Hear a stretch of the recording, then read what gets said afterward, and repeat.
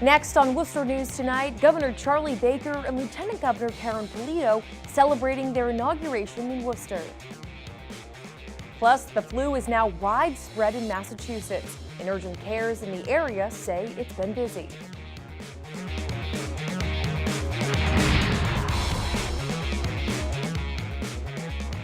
Good evening and thank you for joining us. I'm Anna Botari. Governor Charlie Baker and Lieutenant Governor Polito are traveling across the state to commemorate their inauguration. Friday, they made their way into the city to celebrate with the people of central Massachusetts. Tonight, the governor and lieutenant governor say they're hoping the next 4 years in the Commonwealth are as good as the last 4. Our Cam Jandra was in downtown Worcester tonight. He has the details.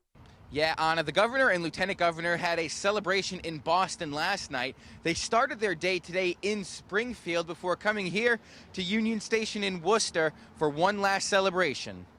Welcome to our governor, Charlie Baker. All smiles for Governor Charlie Baker and Lieutenant Governor Polito at their inauguration party in Worcester. We will not take one night off for the next 4 years. We're extremely grateful to have this chance to serve. And we promised you 4 years ago that we would build a stronger Commonwealth of Massachusetts everywhere. The two Republicans were sworn in at the State House for their second term Thursday. Hundreds filled Union Station Friday night as the governor jokingly laid out his plan for the next 4 years. Due to the fact that we are never allowed to forget that Worcester is the center of the universe, Worcester will continue to be top of mind for our administration as long as we're alive and we're still breathing. Lieutenant Governor Polito, a central Massachusetts native, took time during her speech to show gratitude to where she grew up. But it's an opportunity for me to say thank you to my home area, to central Massachusetts, to Worcester County. Fellow Republican and Friday's Master of Ceremonies, Sheriff Lou Evangelitis, says Governor Baker's inauguration is a milestone for the state's Republican Party. We have not had a celebration like this, a Republican governor being reelected in Massachusetts in 24 years. How about that to celebrate? The Baker-Polito ticket won November's election with roughly 2/3 of the vote. Friday, he too gave a toast to the people of central Massachusetts. You folks do an absolutely beautiful job of looking out for one another, investing in your communities, and giving your heart and your soul to what goes on here. And that's a big part of what makes you special. Now, Governor Charlie Baker saying it was Worcester County 4 years ago who helped give him enough votes to win the election. He says Worcester County and central Massachusetts will always have a special place in his heart for that reason. At Union Station in Worcester, I'm Cam Jandro, Worcester News Tonight. Members of the USA Luge team were in the city tonight at the Worcester Common Oval ice skating rink. Team members traveled from Lake Placid, where their training facility is located. They came off the bus prepared with their sleds and took to the ice to show off luge demonstrations. It's a great opportunity to see a sled, talk to some of the athletes, and also to learn a little bit more about the sport. Norton St. Gobain has had a partnership for more than 40 years with the U.S. Luge team. They sponsored tonight's event, which also offered free skating and skate rentals for the public. Norton St. Gobain is huge in the community. I mean, we have a foundation and donate money all throughout the community every single year. We're volunteering in the community. Our employees are deployed everywhere we can, especially with our nonprofit partners. And this is just another extension of that. We love the Worcester community and we're here to do what we can.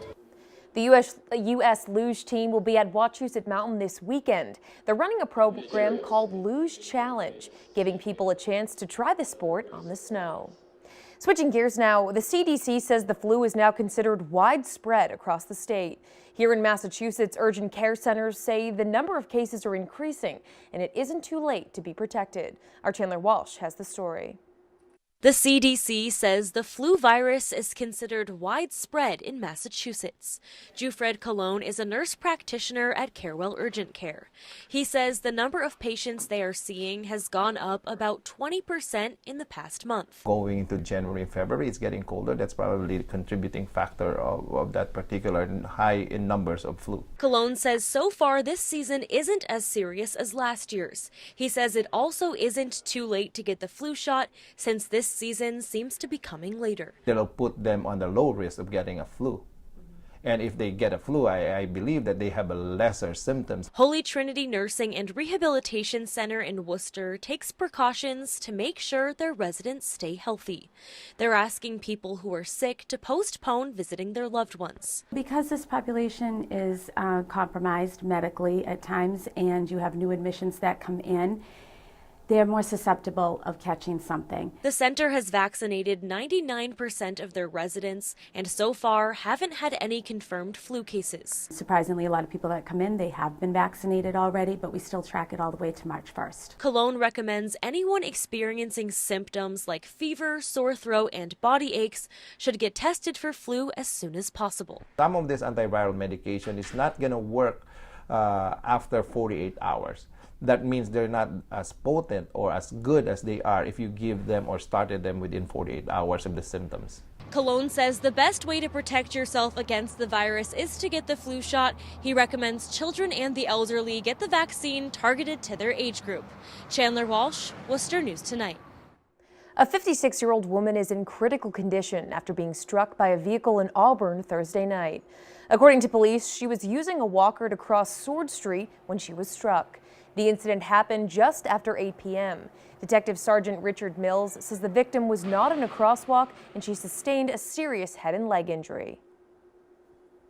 The person who was operating the motor vehicle stopped. He was actually the person that called 911, and he cooperated fully with all the investigators and the officers there. And it's just a set of unfortunate circumstances, really what it is. The driver isn't facing any charges at this point. Marijuana company Valley Green Grow Inc. went before a Massachusetts land judge Friday, arguing against a general bylaw in the town of Charlton. Charlton voters passed the bylaw prohibiting recreational marijuana in town last summer. Town voters had supported the state's ballot question 2 years ago. Today's hearing also comes after Charlton's planning board denied a proposal for a facility on Old Worcester Road. According to Valley Green Grow's attorney, the court took the matter under advisement and a decision is expected prior to another town election in May. In the meantime, he says the company will continue to use its permits and approvals for the project. The facility was planned to take over Charlton Orchards at 44 Old Worcester Road. Wednesday, the planning board held a meeting on the issue which lasted for more than 5 hours. The facility proposed by Valley Green Grow of North Attleboro has been a hotly contested issue for months. Neighbors who live nearby say they're relieved to hear the town's rejection. There's a lot of unanswered questions about it, and so as long as it's not here, then it's not going to be a problem. Manufacturing doesn't belong next to residences because it has nuisance qualities like traffic, noise, odor, lighting. There is still the option for an appeal for Valley Green Grow, but they say they'll be weighing their options before moving forward. Worcester's restaurant scene is growing. In the past year, several new spots have opened in the city, and owners say it's great to see the entire restaurant scene thriving. Our Olivia Lemon has the story.